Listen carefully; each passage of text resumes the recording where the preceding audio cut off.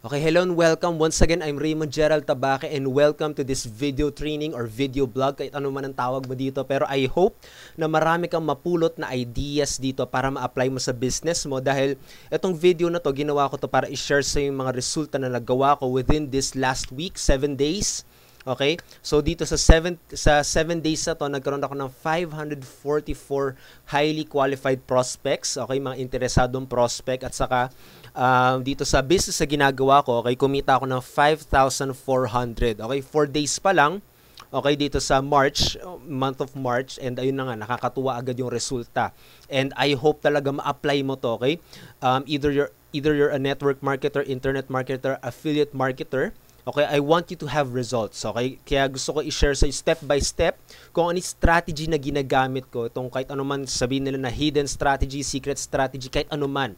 Pero i-share ko sa yung mga strategy na ginagawa ko na I hope maggaya mo din, maggawa mo din sa business mo para magkaroon ka rin ng same results. At saka I hope na ayun, maging breakthrough to para sa business mo this year. Okay, so to, bago lahat, ayun, papakita ko muna sa inyo sa autoresponder ko. Okay. So ayan, nandito tayo sa autoresponder ko kung saan ko kinokolekta yung mga prospects ko, saan ko kinokolekta yung mga email information nila, yung contacts nila. Okay, so makikita mo, today nagkaroon ako ng 87 prospects, okay, highly qualified. Yan, ibig sabihin yan, sila mismo yung humingi ng information sa akin. Sila mismo yung nagsabi na gusto kong tignan yung business mo, gusto kong tignan kahit ano man ang ino-offer mo.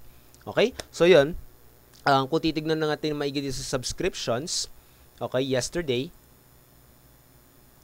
last 7 days. Yan. Okay, so 544 prospects. Okay? Highly qualified prospects na pumasok sa autoresponder ko.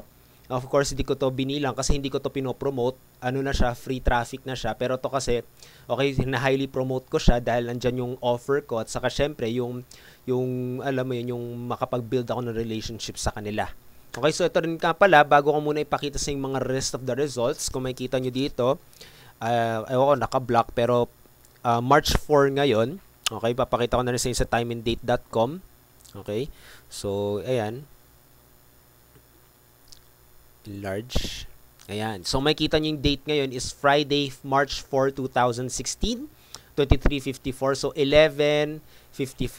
Okay, so yun, so dyan yan, sa last week nagkaroon ako ng 544 prospects. At dito sa business ko, which is siguro marami na nakakalam, Ignition Marketing, kumita na ako ng 5,600 in just 4 days dito sa March. Okay, kakasimula pa lang ng March, so kumita na agad ako ng 5,600. Okay, so I hope ma-apply mo ng maigi kung ano i-share ko sa inyo kasi very powerful talaga to. Kung paano ko na giging above the competition. Okay, so to, focus muna tayo dito sa result ko, which is prospects. Kasi of course, kailangan mo magkaroon ng prospect. Okay? Kailangan mo magkaroon ng prospect para magkaroon ka ng sales. Diba? Common sense na yon. Kapag wala nakakakita ng products mo or services mo, hindi ka kikita. So, kailangan bago ka magkaroon ng resulta, bago ka magkaroon ng sales, kailangan magkaroon ka muna ng prospects. Okay? So, to, kasi marami nagtatanong din sa akin, marami pala nagsasabi na bakit ganun, Raymond? Okay? Facebook ads ako ng Facebook ads, wala ako nakukuhang resulta. Facebook ads ako ng Facebook ads, wala pa rin bumabalik na return of investment or resulta sa business ko. Okay? So, isa ditong problem siguro is una, hindi nila kinukuha yung leads nila, hindi nila kinukolekta yung mga prospect nila. Okay? Kasi kapag hindi mo kinolekta yon, katulad, nag-Facebook ads ka, diretso agad sa sales presentation ng business mo or ng company mo, hindi mo makukuha yung prospect na yon. Sayang, in short. Okay, ibig sabihin, nagbayad ka ng maraming pesos, parang isang tinginan lang, tapos pag umalis na yung prospect mo, hindi na niya maalala sa ang website niya pupuntahan yung sales video mo. So, kailangan makolekta mo yung email niya yon, okay, makolekta mo yung email niya, okay, para maipabalik mo siya doon sa sales video mo. So, ito, meron kasi yung ginagamit na landing page. Okay, so gumagamit ako ng ganitong klaseng landing page or website na kumukuha ng mga email information nila. So, kung tignan mo na maigi to, pag pinindot mo to, makukuha ko yung email information nila at pwede ko silang padala ng email, ng follow-up email. Kasi, ang alam naman natin, 'di ba, is yung prospect mo, sobrang konti lang yung bibili agad. kailangan ma-follow up mo pa siya. 'Di ba? Ang dami nga nagsasabi ng mga mentors. The follow up, the fortune is in the follow up. Okay, ganun talaga. Okay, majority ng mga mararanasan mo dito sa industry na to ay sa follow up mo sila mapapabili. Okay, hindi agad sa unang kita or unang tingin.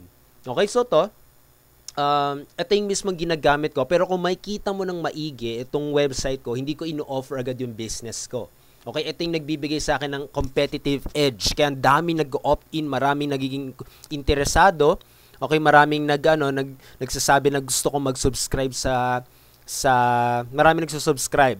Okay, sa website ko is kasi nag-o-offer ako ng something free na makakatulong sa kanila. Okay, kasi alam mo, sa ating market, puro na lang offer, puro na lang join now, puro na lang this is the best opportunity. Ito ning sasabog na ganyan, next na pasabog, mga ganyan palagi, 'di ba? Paulit-ulit na lang ng ganyan yung mga prospect natin. Okay, sobrang bombarded na sila ng ganun.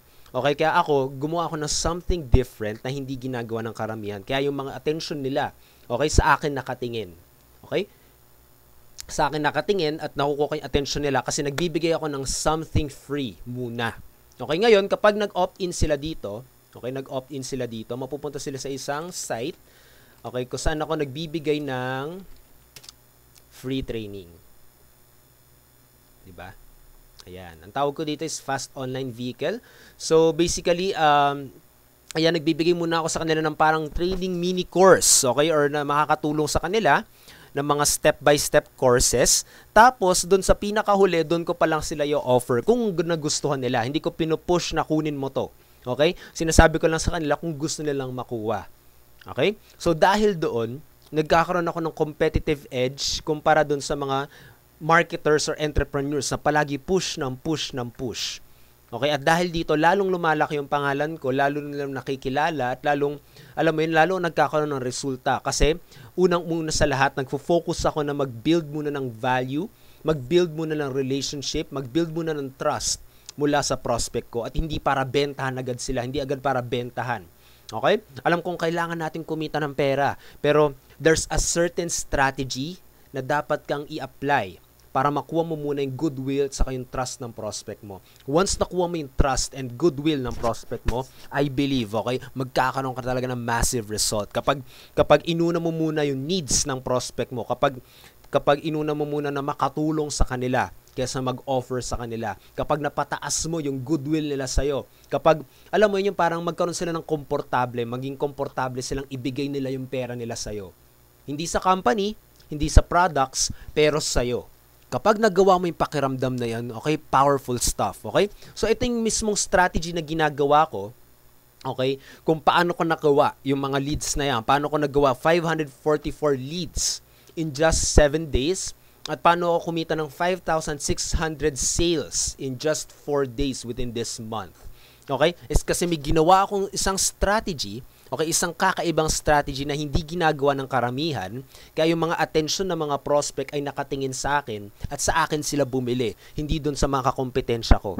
Okay, I hope na gets mo. Okay, I hope na gets mo yung strategy na to kasi ganito talaga ka-powerful to. Kapag nag-offer ka muna ng something free, tapos kinuha mo yung email information niya para alam mo yun, para ma-follow up mo siya lagi dun sa video presentation mo. Pwedeng ganito, after nila makuha to, okay, meron silang may uwing training course.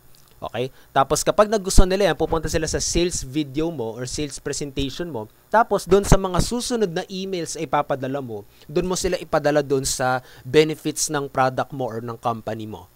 Okay? Kasi at least mabigyan mo sila ng something free, something na valuable, something na mauuwi nila. Okay, kapag nagawa mo 'yan, okay, I believe tataas yung yung pangalan mo, tataas yung brand mo, mas pagkakatiwalaan ka ng mga tao at syempre lalo sila magpapasalamat sa iyo. Okay? Ang sarap ng pakiramdam ng email, alam mo yung makatanggap ka ng email na sinasabi na salamat sa pinadala mo. Okay? Laking tulong nito at ayun, okay, ang laki ng utang na loob nila sa iyo. At dahil doon, kapag nagkaroon sila ng utang na loob, minsan hindi nila na maiisip yung pay-in. Minsan hindi nila na maiisip yung pera. Kasi malalaman nila na matutulungan mo sila. Okay? So, I hope ma-take a massive action mo to. So, ang pwede mong gawin dito is mag-isip ka ng paraan or mag-isip ka ng isang pwede mo i-offer ng libre. Either free taste ba yan ng product mo or free taste man yan, or sabihin natin na free training man yan, free ebook na pwede mong ibigay, okay, para lang mapataas mo yung trust nila sa'yo. Kasi kapag nag-focus ka na mapataas yung trust nila, grabe, okay? I'm really excited para sa'yo. Sobrang excited talaga ako na malaman ko yung resulta mo kapag ganun yung naging mindset mo.